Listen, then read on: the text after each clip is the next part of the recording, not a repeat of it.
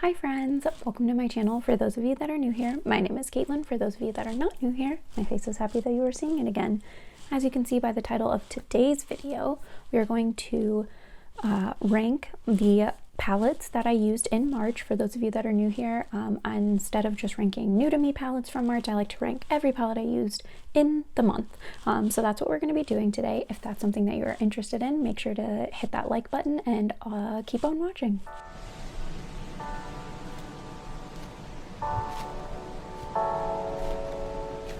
Okay, before we get into it, disclaimer, I may like some palettes that you don't like. I may dislike some palettes that you do like. All of these palettes were purchased by me or given to me as gifts from friends or family. I haven't received any payment or promote or products or anything from any brands to promote their products, so these are all my opinions.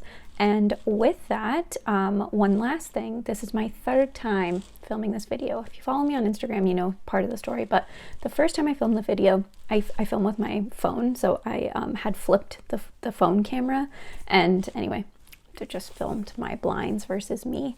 And then the second time I had lipstick on my teeth and so I just went ahead and deleted the whole video. So anyway, hopefully the third time is the charm. If you're watching this, it means that it was, or I just gave up and posted whatever this turns out to be. Okay, so I kind of have these in little groups. If you watch January and February's rankings, I actually had more palettes than there were days in each month. This is the first month where we've had less palettes than there were days in the month, so that's exciting. But anyway, in the number 23 spot, this is the ABH Norvina Volume 3 palette. So she is a big palette. Honestly, the mattes are nice. It's just not... There's not enough options as far as shimmers go, and all of them are pretty like orange leaning that are like lighter, and then otherwise you have these kind of darker ones. So it's not my favorite color story. I have, you know, played around with this palette. I do enjoy it, but it's just not the best formula. I actually think I'm going to end up decluttering this palette just because I don't feel like that jazzed about using it as much as I used to. In the 22 spot, this is the Erd palette, and I actually used it recently and it turned out okay, so maybe I would rank this higher. We'll see how April goes.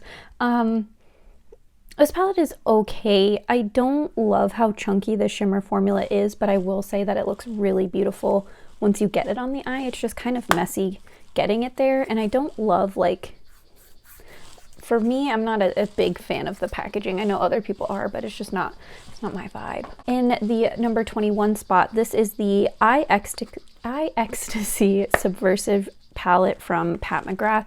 I like to use these as like glittery liners. I mix them with like a mixing medium to turn them into like a liquid liner. So I really like it. I personally don't do like all shimmer eyeshadow looks, so that's just not me. So for me, this isn't like a standalone palette. It almost ends up having been turned into like an eyeliner palette for me, but I think the quality of it's really nice. I think that the shades all work really well for what I've used them for, so I don't have any complaints about that. But if it's just like in the sense of all these other palettes where we're talking like standalone palettes, it's just not quite there for me. In the number 20 spot, this is the 27 palette from Melt Cosmetics.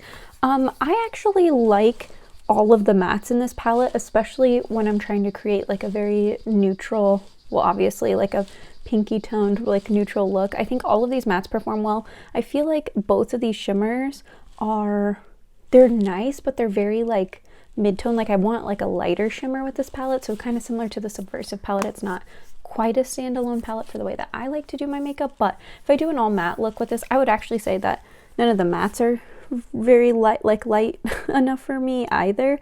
You can definitely create like a super beautiful all matte smoky eye with this, but it's just I just need something a little bit lighter, so I feel like I have to pull another palette when I use this one, but still really nice, like the formula. This is the Baroque palette from ColourPop. I feel like a lot of people love this palette.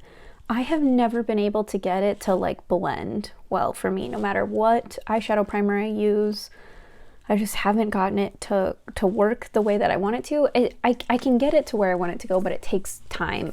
So anyway, so that's why this palette's here. I do really like the color story though, and I think the packaging is beautiful. This is the number 18 palette. This is the Greek Goddess palette from Lunar Beauty. Stunning color story, stunning palette. The only reason it's down this far is because it is older to my collection. I think I purchased it when it originally came out back in 2018. Actually, I know I purchased it when it originally came out. I just can't remember if that was 2018 or when that was. I think it's past its expiration date. I tried using it with a like with the shimmers with the MAC Fix Plus recently, and it kind of burned my eyes, and normally I don't have that effect. So this is another one that I think I'm going to be decluttering from my collection, only because I think she's past her prime. The number 17 palette is the ColourPop Sandstone palette. This is what the inside looks like. I like this palette. I like the color story. I wish they hadn't done this packaging with it, because I know that it is offensive. It was culturally appropriative. So I just wish that they would, I don't know. And I don't know if you can, these might be magnetic. These are the square pans versus the circle, so I'm not sure. But I almost wish they could like send like new packaging and I could like redo it. Anyways, I really like this palette. I like the different looks I can create with it. And it's like a nice go-to, you know, kind of palette. Speaking of go-to palettes, this is the Supreme Nudes palette from Artist Couture. I feel like this is like the like glam sister to like Sandstone, being kind of the everyday sort of like light fun look. This is gonna get me a little bit more dramatic, a little bit more deep, you know, sultry type of thing. But I really like this palette as well. Also the packaging is very luxe, although I have fingerprints all over mine. In the number 15 spot, we have the ColourPop Garden Variety palette. In the month of March, I actually did a look like with just that middle row of purples, and it was just this really soft, like fun springy purple look. I love all of the shimmers in the palette. I know that some of the mattes are the sequin mattes, so they have some glitter in them, but whenever I use them to blend, the glitter kind of falls away, so it doesn't bother me as much. But I really enjoy this packaging, or really enjoy the palette, and I think the packaging is super cute. Next up in the number 14 spot, this is the Soft Glam palette from Anastasia Beverly Hills. This is just a nice like palette when you don't want to think about a look, you just want to look that you can just kind of create. There's not a lot of thought that you have to put into it. It just looks nice. I feel like this is a good palette for that. Yeah, really enjoy that one too. We are on a Anastasia kick. This is the number 13 palette. This is the Sultry palette. I just lean towards these cool tones a little bit more. Plus, I think that rose quartz shade is stunning. But yeah, same thing. The Anastasia formula has pretty standard mattes and shimmer performances, so. Okay, in the number 12 spot, this is the Natasha Denona Bronze palette. I do really like this palette. I think the formula is really nice. Her shimmers and mattes always are amazing. The only like con to this palette and why it's not ranked higher is that I feel like a lot of these shades are very similar, especially on the eye.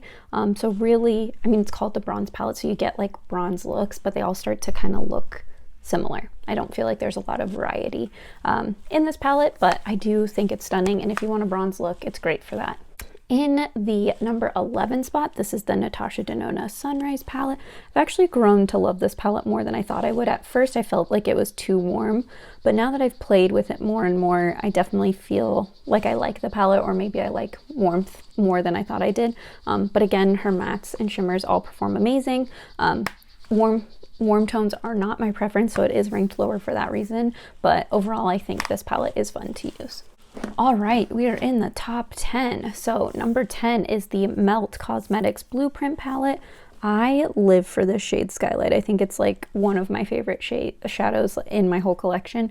I think this palette's really fun. As far as you have your blue half, your brown half, you can kind of mix and mingle the two. And I just think the packaging is cool. I really love Melt's kind of like more sleek packaging like this. Yeah, nothing but good things to say about this one. There are two mattes in here, and I do feel like the mattes, you can kind of get away with like applying them really lightly and then building them up to create depth with just the one shade, but I know that's not everyone's preference. Number 9 is the Tiny Marvels palette from Sydney Grace, and I actually got on a kick of like using this palette every day for like a week because I was too lazy to like pick out other palettes. So I when I bought this palette, I had bought a bunch of other palettes at the same time, so I don't feel like this palette got its like full, you know, moment in my collection of being used. But I feel like during the month of March I got to do that. Towards the end I was just like, just wanted to keep using this palette. And the more I use this palette, the more ideas I have. When I initially look at the palette, I'm sort of like, what am I supposed to like, what am I supposed to do with this? But the more I've played around with it, the more I've kind of found like the different color combinations that I like, and I think this palette's really great. I know it goes in and out of stock, but if you can, Sydney Grace has a wonderful eyeshadow formula. They are an indie like a small indie brand, so I think it's great to, you know, support small businesses. But yeah, overall love this palette. Okay, so this is one of the 2 new palettes. I only bought 2 new palettes in March, you guys. Look at me go. Although, wait for April, because I'm pretty sure I have 7 for April. So, made up for it. But anyway, this is the Natasha Denona Circo Loco palette. This palette, I love how bright and fun this color story is. I think it's so stunning.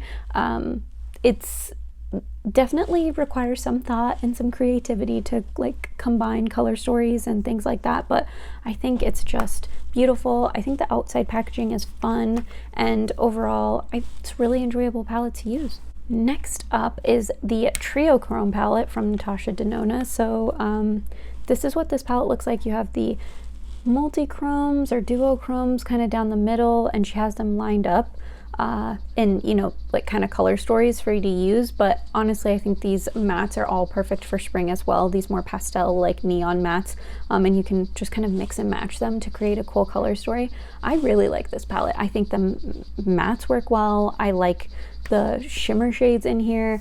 I love the packaging. It's a great palette. The number 6 palette is actually the Safari palette from Natasha Denona. I just went on a kick of like all of my large Natasha Denona palettes. Personally, I know a lot of people, okay, so first, I know a lot of people didn't like this palette when it first came out. Personally, I've never had any issues with it. I love it.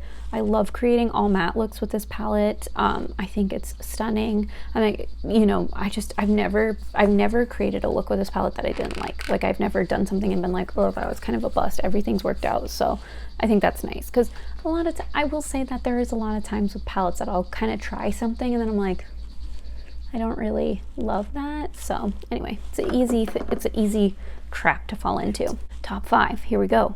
The Natasha Denona Love palette. I have nothing but great things. I love pinks, I love purples, I love all the shimmers in here. This is like really one of the color stories that I lean towards more. That's why this palette's ranked higher than its, you know, midi size counterparts. But yeah, this is another palette. That's not, I think I've created like one look I didn't love with this palette, but for the most part, this palette is just, she's a good one to, you know, create whatever romantic look you want to do. Next up is the Gemini palette at number 4, which is surprising because this is probably one of my favorite palettes in my collection, but this month it just doesn't feel like it should have a top spot. But anyway, I love the tones of these greens down here. Again, kind of similar to the blueprint where you can like mix and match these. They look great, but they're also fun to just kind of keep to these like 2 different color stories. I think the shimmers in the Gemini palette work really well. Overall, I really love this palette. I think it's a great like grungy green color story. Number 3. So the top 3, I heavily am debating how I want to move these around. They're kind of like a 3-way tie, but this is the Kaleidos Club Nebula X Angelica Nyquist palette. I love this palette. I think that this is another one. Every look I've done, I've loved. I think the shimmers, even the ones that are meant to be more toppers but kind of build up to have a better opacity, they're beautiful. I think all these mattes blend together well. I love how deep these mattes go. My only con of it is how thick their kind of packaging is. It's pretty thick, but I mean, that's just like annoying for storage, but it's really not that big of a deal. But I really love that palette. I don't know if it's still available. They just restocked it on April 14th, but if you go to Kaleidos' website and it's still available, I highly recommend that palette. In the number 2 spot, this was the other new palette. I actually did not purchase this in the month of March, so I only purchased one palette in March.